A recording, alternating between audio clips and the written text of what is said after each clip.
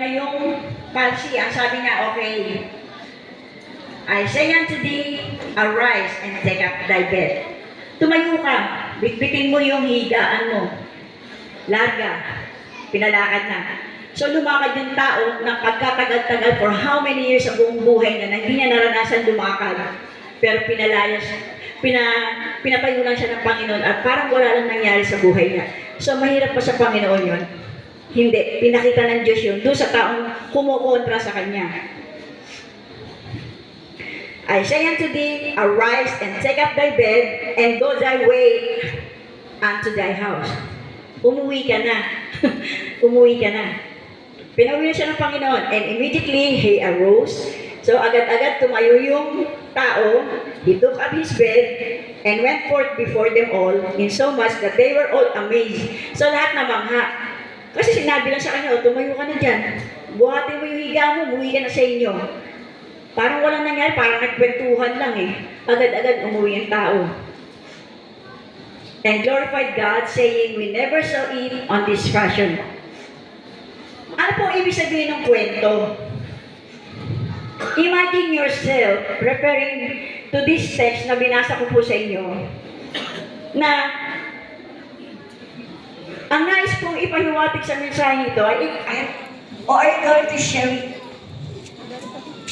Yan. Wala namang ka-effort, sasabihin ko lang naman eh. Eh, nagmamarites nga tayo, di ba? Tama? O, ang dali-dali. Minsan may dagdag, may bawas pa.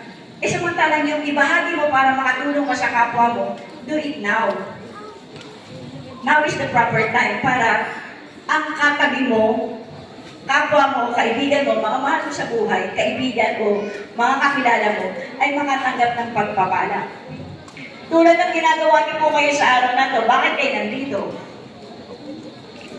Di ba may nag-invite sa inyo?